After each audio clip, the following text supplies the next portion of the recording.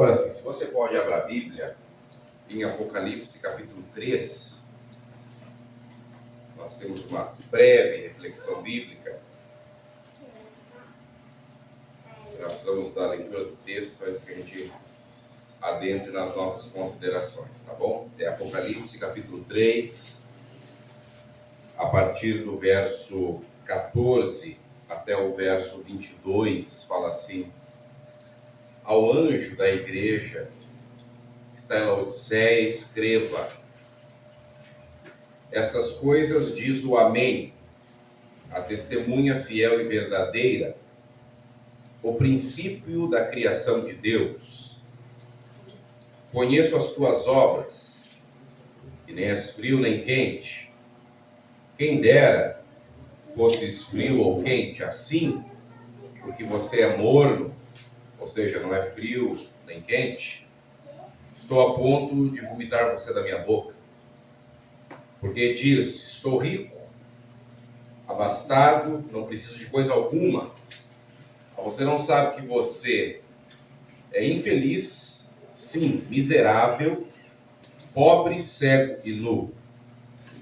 Por isso eu te aconselho que de mim compres ouro refinado pelo fogo, para que de fato seja rico, vestiduras brancas para te vestires, a fim de que não se manifeste a vergonha da tua nudez, e também colírio para ungires os olhos, a fim de que realmente vejas, porque eu repreendo e disciplino todos que amo.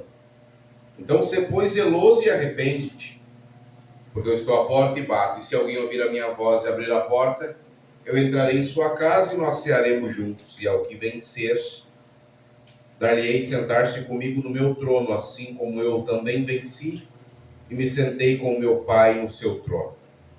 E o verso 22 fala assim: quem tem ouvidos, ouça o que o Espírito diz à igreja. Eu quero conversar com vocês hoje a respeito de um tema muito pertinente: avivamento. Todos nós precisamos ter.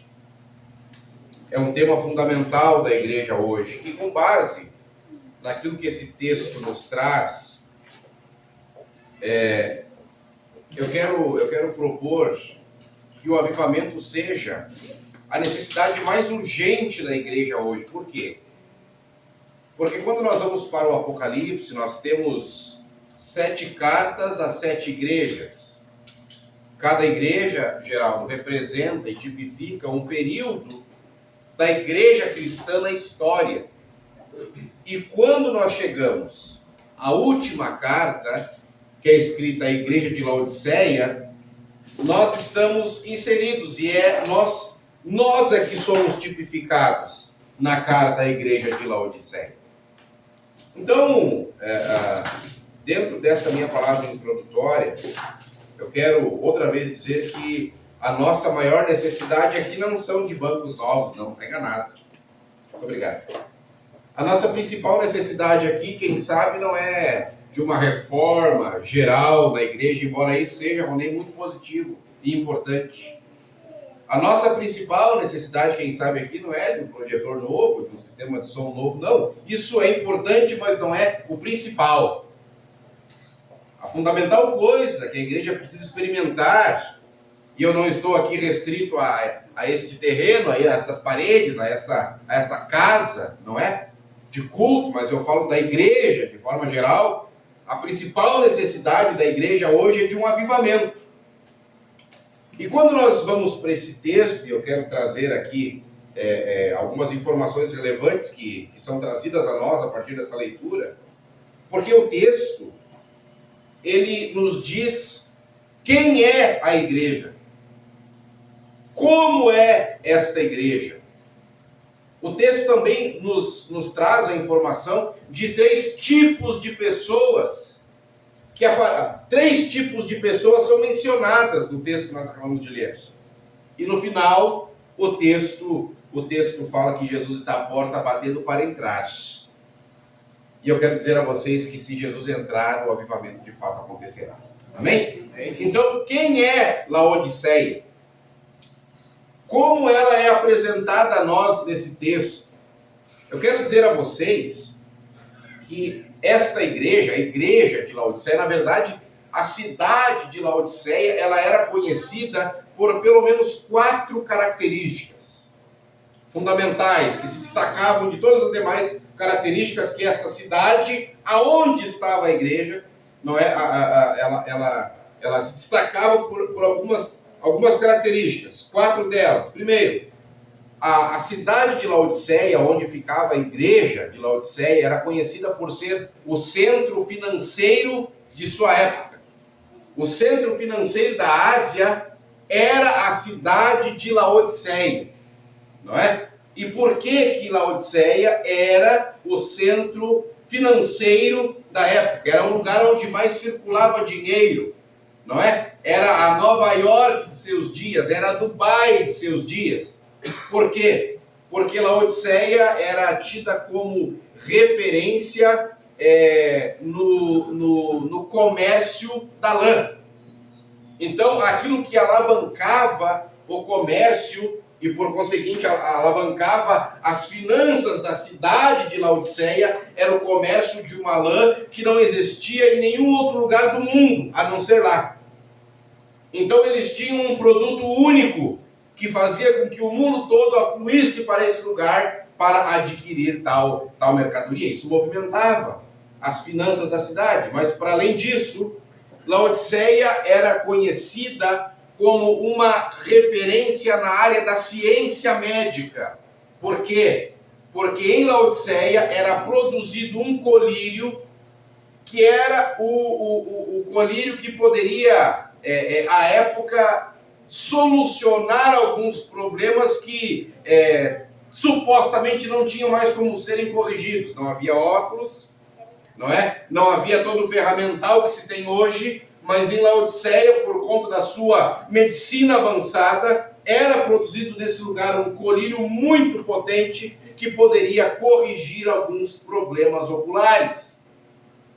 Para além disso, Laodiceia era, então, muitas pessoas que precisavam de cura física para alguma demanda, não é, oftalmológica, se dirigiam, não é, até Laodiceia. Você já começa a perceber que as coisas que estão escritas no texto têm uma razão de ser. Mas, para além disso, Laodiceia era um centro turístico de sua época. Por que Laodiceia era um ponto turístico, uma referência no turismo? Porque Laodiceia era vizinha de Colossos e era vizinha também de Hierápolis. E é interessante que de Colossos vinha uma água muito, muito gelada que passava por dentro de Laodiceia. E de Hierápolis vinham águas medicinais termais, que também passavam por dentro da cidade de Laodiceia. De maneira que as águas que existiam dentro de Laodiceia eram mornas, porque de um lugar vinha uma água muito gelada, que todos usavam para se refrescar num dia de calor como hoje, e de uma outra cidade vizinha vinha águas termais, águas quentinhas naturalmente, águas medicinais. Quando elas se encontravam em Laodiceia, estas águas muito frias de um lugar e muito quentes de outro, davam origem a uma água morna. Então você perceba que a igreja que está nesta cidade de Laodiceia, algumas coisas no texto são ditas: olha, eu quero que você de fato seja rica, porque você pensa que é rica por causa do seu comércio, mas algo de falta. Olha, eu quero que você compre colírio para que você de fato veja. Mas como se nessa cidade se produziu o melhor colírio do mundo? Olha que interessante, você pensa que é algo que não é, por isso eu aconselho que você faça isso, isso e aquilo, porque ainda que você tenha muito dinheiro por causa do fluxo comercial, você é pobre. Ainda que você pense que está vendo tudo porque foi curado com esse colírio potente que você fabrica, você não está vendo. E ainda que você atribua a sua roupa como sendo a melhor veste possível para o mundo que existe hoje, você não sabe que você precisa de fato comprar a roupa que eu tenho para te oferecer. Então aqui nós já temos algumas lições a respeito de avivamento. Primeiro, avivamento não é o quanto a igreja tem. Não, porque esta igreja... E perceba, se Laodiceia ficava dentro de um contexto comunitário, dentro de um contexto de sociedade, em grande medida esta igreja refletia esta comunidade, esta sociedade. Porque, olha, o que seja a igreja senão a comunidade vindo receber de Deus, mas também levando a Deus para a comunidade. Há uma troca. Então, ao mesmo tempo em que a igreja se parece com a comunidade também deve se parecer com a igreja que está posta nessa localidade. Sim ou não? Então, você perceba que não podemos confundir avivamento com o tanto de bens que a igreja é o que nós temos. Nós não podemos também confundir, não é, aquilo que seja avivamento com as nossas trocas culturais, porque veja, muitas pessoas passavam por Laodiceia por conta de ser uma rota turística, mas relações humanas não são avivamento, muito dinheiro não é avivamento, uma ciência avançada não tem nada a ver com avivamento. Fosse assim, nós não teríamos descrito no texto aquilo que está sendo descrito aqui. Agora, para além desta igreja que acabamos de ver como é, o texto também fala a respeito de três tipos de pessoas. Três tipos de pessoas aparecem nesse texto. Olha, Jesus fala, ó, você não é frio nem quente. Já tem dois. E ele refere um terceiro tipo de gente. Ele refere o morno. Aquele a quem ele está disposto, ele está quase vomitando, porque ele não é nem uma coisa e nem outra. Agora você já parou para pensar em como seriam as características do frio, do morno e do quente? Porque veja, o texto traz aqui informações a respeito de Laodiceia, e tudo que o texto traz são informações pertinentes para nos dar um panorama de como era esta igreja. Pensava ser, mas não era. Pensava ter, mas não tinha. Se imaginava de um jeito, mas não era como se imaginava. E eu quero dizer a vocês, porque eu tenho um dispositivo no texto que fala assim, eu conheço as tuas obras. Está descrito no texto. Eu quero só abrir aqui um parênteses. Não há nada a nosso respeito que Deus não saiba. Nada. Aquilo que nós pensamos, aquilo que nós fazemos, aquilo que nós vemos, aquilo que deixamos de ver, aquilo que comemos, aonde vamos, aonde deixamos de ir, pessoas com quem nos relacionamos, pessoas com quem deixamos de nos relacionar, aquelas orações que fizemos, aquelas orações que não fizemos, aquela boa ação que deixamos de fazer ou aquela que fizemos, não há nada que passe desapercebido aos olhos de Deus. E é por isso que, para esta igreja, ele diz, eu conheço as tuas obras. Deus conhece tudo ao meu respeito e ao seu respeito. Amém? Amém. Ou quem sabe misericórdia, depende. Não é verdade? Mas veja, o texto fala de frio, morno e quente. Eu quero tipificar aqui de forma breve, não é? Quem sejam o frio, o morno e o quente. Eu quero propor a vocês que aquelas pessoas que estão frias espiritualmente são aquelas pessoas que já abandonaram a fé. Eu acho que você já conhece algumas pessoas, você conhece sim algumas pessoas, e de repente não caiba nas suas duas mãos, pessoas que um dia estavam nestes bancos e hoje já não comungam mais da fé que nós temos. Elas abandonaram a fé. Elas não querem mais ouvir falar de Jesus Cristo. Elas não querem ouvir falar mais a respeito de religião, porque na opinião delas, hoje, religião é uma coisa ultrapassada e no mundo pós-moderno, onde nós vivemos, nós temos agora a proposta do homem no centro e não Deus no centro. Elas abandonaram a fé. Para além de terem abandonado o convívio da fé na igreja, muitos deles também, quem sabe, já abandonaram os valores e os princípios que a Bíblia e Deus nos apresentam. Então, quem sabe você tem alguém que antes não roubava, porque estava na fé, mas agora rouba. Quem sabe alguém que, sei lá, não bebia, mas aí abandonou a fé e agora voltou, tornou a beber outra vez.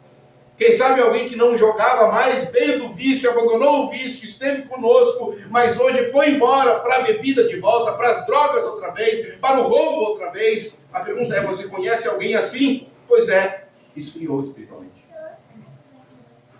Não, ele não teve em algum momento da sua caminhada, não teve mais prazer em ouvir a pura e simples palavra de Deus. Ele não teve mais prazer em se ajoelhar para orar e falar com o Espírito Santo. Ele não teve mais aquela brasa viva dentro de si. Ele esfriou na fé e ele entregou-se ao pecado. Prostituição, adultério, mentira, roubo, trapaça, não é verdade? Prometendo e não cumprindo. Ele abandonou totalmente. Ele está frio. Ele abandonou os caminhos de Deus. Você conhece alguém assim, sim ou não? É claro que você conhece. Mas nós temos também, para além do frio, você sabe que nessa questão de abandonar a fé, eu tenho contado, quando ministro esta palavra, eu tenho contado a experiência, porque você sabe que eu me batizei em 1999. Me batizei em 1999 quando eu tinha 12 anos de idade. Já sabe a minha idade agora. Quando eu me batizei lá em São Leopoldo, num revivo, você lembra dos revives que tinha? O pastor Bulhão, vinha, enchia o ginásio. Você lembra disso? Tempos bons, sim ou não? Claro que sim. Me batizei em um revivo como esse. Junto comigo foram batizadas mais 36 pessoas. Eu, minha mãe, não é? E mais 34.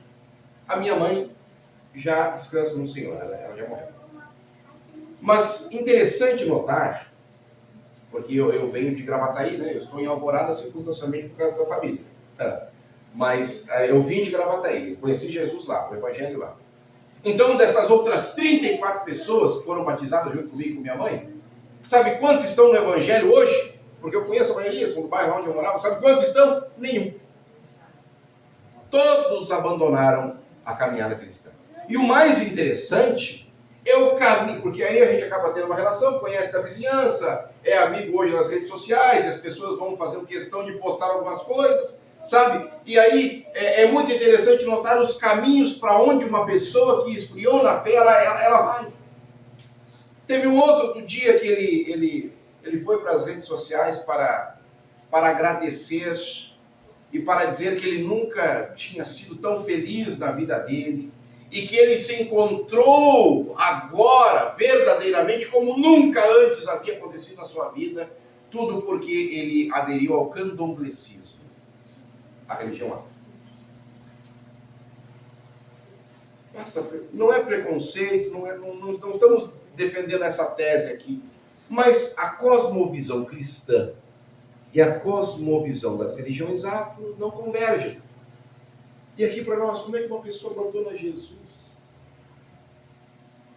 para seguir um tipo de caminho como esse? Não é interessante? Para além disso, teve um outro, que a família, a esposa e a enteada dele já eram da fé quando nós fomos nos batizar. Só que daí, ele foi batizado conosco lá nessa oportunidade, e depois de um tempo ele também foi esfriando, e ele começou a traficar drogas. Aí depois de um tempo ele foi preso. Ele quase foi morto no presídio central de Porto Alegre.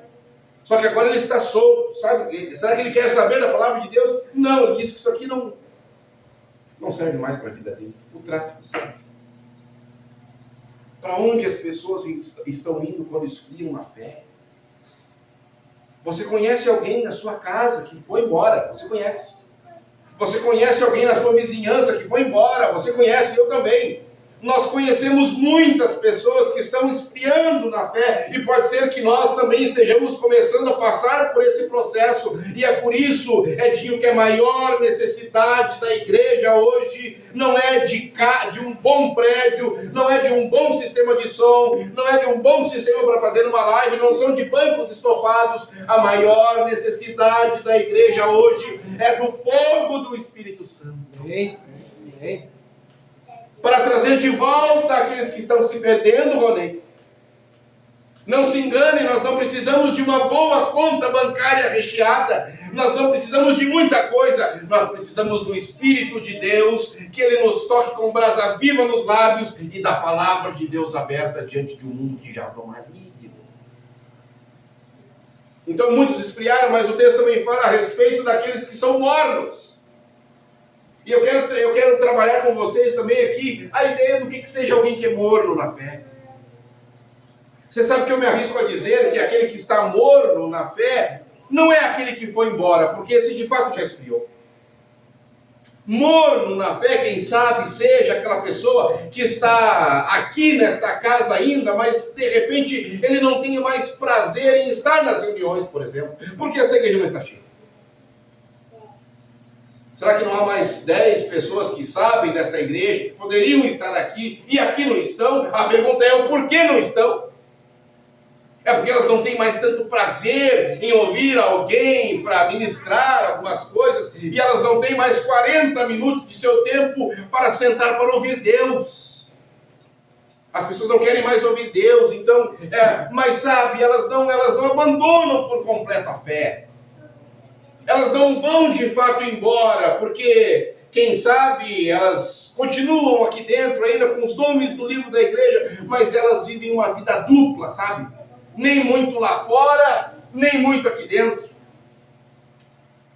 Não vivem a fé genuína, os valores genuínos, mas também não vão embora por completo, porque não, a igreja tem o seu papel, e eu não posso abandonar a igreja, mas eu também não tenho aquela animação, sabe? Aquela motivação para participar.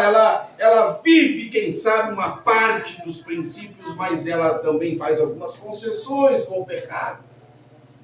Algumas concessões com o erro. Quem sabe aquele que está morno, ele não tem a coragem, a hombridade, a honra, porque veja, os frios, se você parar para pensar ao pé da letra, eles têm um tanto de coragem de ir embora. Ainda que seja uma coragem burra de ir para longe de Deus. Mas eles, não, isso aqui não me serve mais, eu vou embora. Pois bem, vai viver o mundo. Agora o problema do mundo, e é por isso que Deus é muito incisivo, Jesus é muito incisivo com o morno, porque o morno ele está aqui, mas quem sabe ele não trabalha, quem sabe ele até atrapalha. E você quer fazer um projeto novo? Eu acho que não vai dar certo. Eu quero evangelizar aqui os blocos, porque tem muita gente. Não, mas a gente já foi aí uma vez ou duas, sabe, 3 ou 4, não adianta mais, esse povo não quer ouvir. Você entende que quando Deus fala, quando Jesus se dirige ao morno, ele não está se dirigindo ao frio, ele está falando, ei, você que recebe água gelada de um lugar e água quente do outro, quando essas águas se convergem aí no seu ambiente, elas estão provocando uma mornidão e isso me irrita. Isso mexe comigo, morno para mim não serve. Olha que interessante, foi o próprio Jesus quem disse, quem não é por nós, e quem comigo não ajunta, espalha. Então o morno é aquele que vive uma vida dupla, nem muito lá, nem muito cá. É aquela pessoa que, quem sabe, promete e não cumpre, não honra a palavra empenhada. É aquela pessoa que mesmo estando na fé, ela compra e não paga. É aquela pessoa que mesmo estando na fé, você não pode assumir um compromisso e saber que ela honrará o compromisso.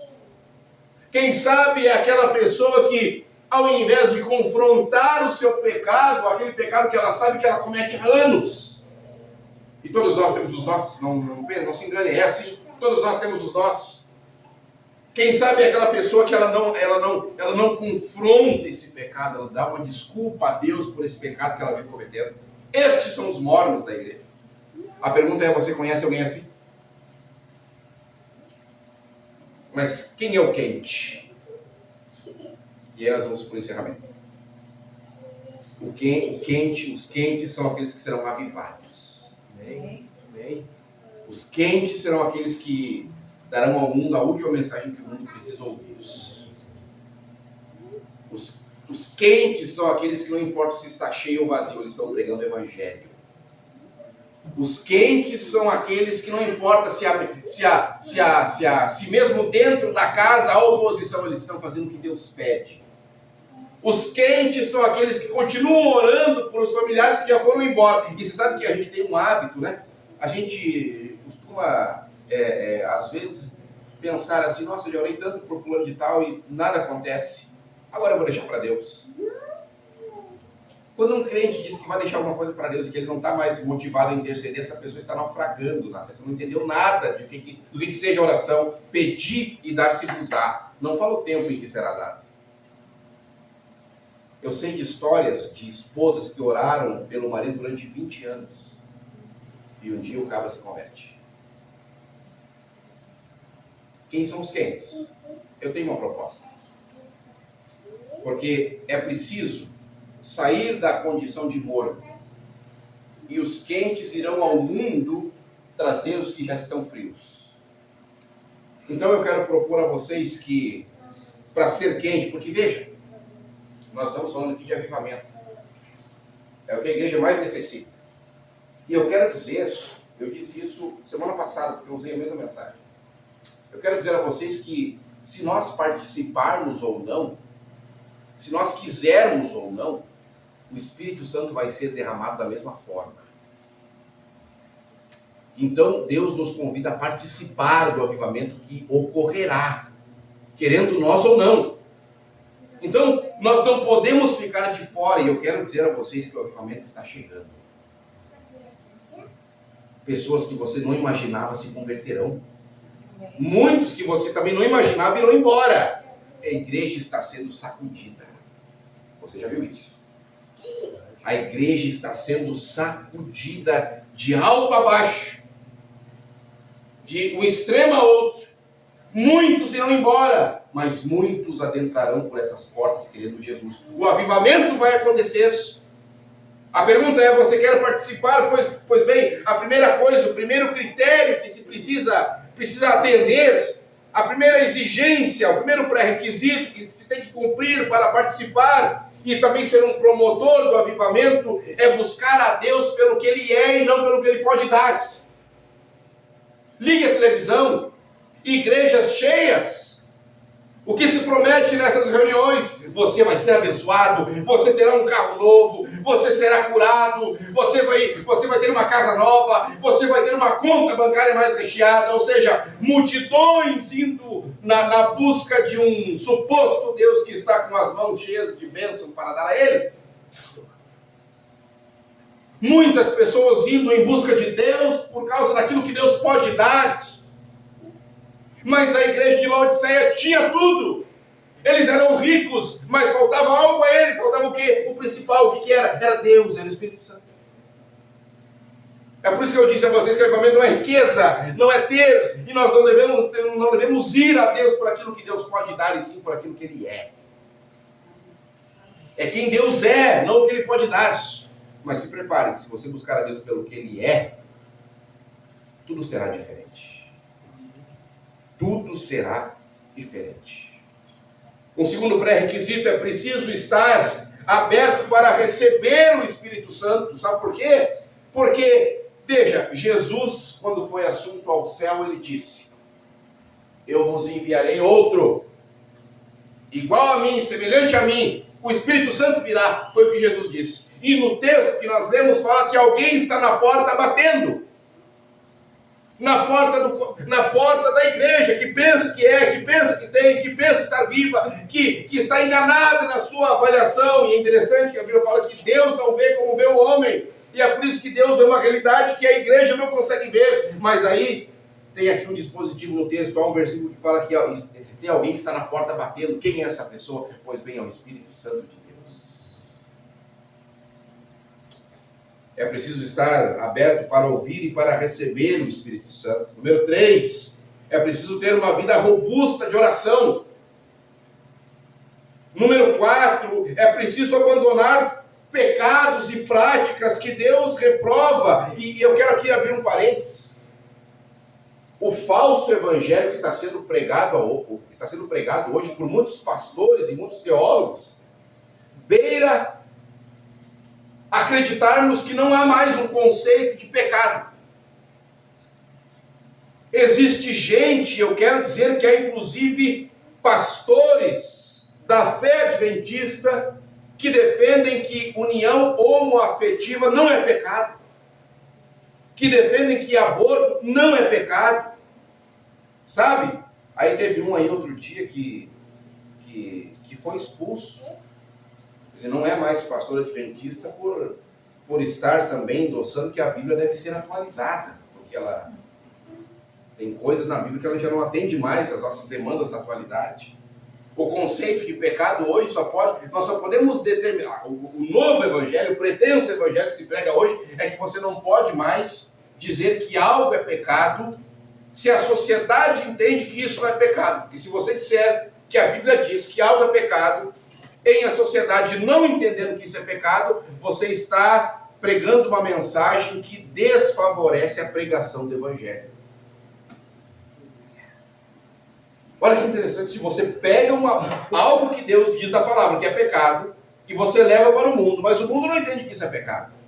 Então, na visão desses pretensos teólogos, você deve calar em relação a isso que a Bíblia diz que é pecado, porque senão você pode estar trabalhando contra a pregação do evangelho na sociedade. Então, os crentes vão abandonar os seus pecados, vão viver à altura daquilo que Deus espera e receberão o Espírito Santo. 5. É preciso estudar a Bíblia e crer nela como regra de fé e prática. Não é o livro do Karl Marx. Não é a luta de classes. Não é o manifesto comunista.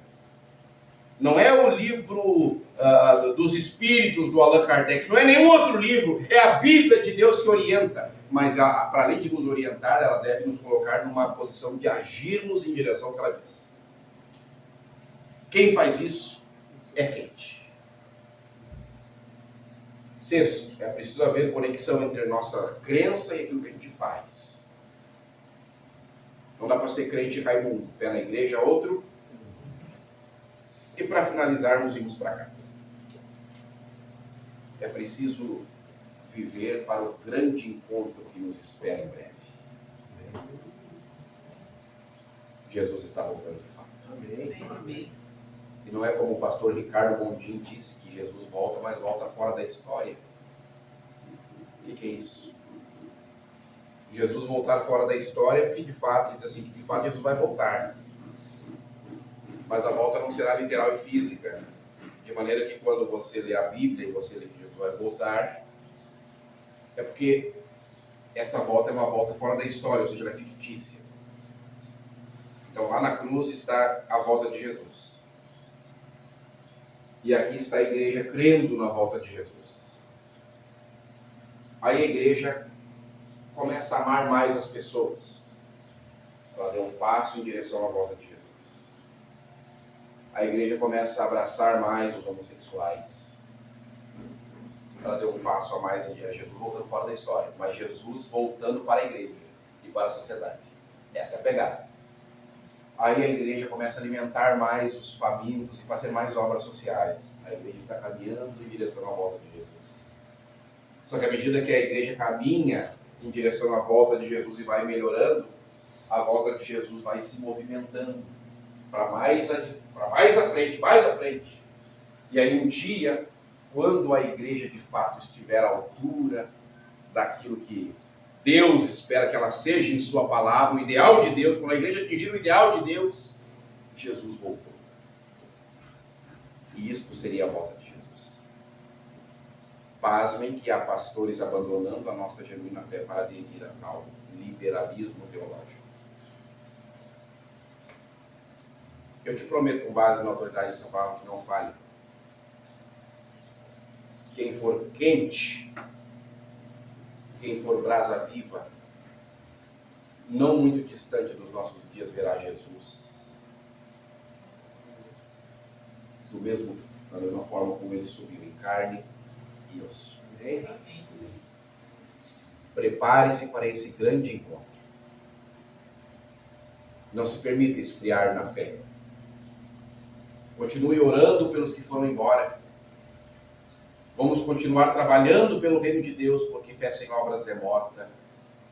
Não vamos olhar para os lados e aquilo que parece nos desmotivar. Vamos continuar marchando e trabalhando. Porque quando Deus nos manda para o deserto, Ele patrocina a nossa ida. Não faltará pão, não faltará água, não faltará pães e peixes. E muito em breve, nós estaremos para sempre com o Senhor na eternidade. Amém. Graças a Deus. Deus nos abençoe poderosamente. Vocês cantaram Esperança? Tem como? Fica de pé, pessoal.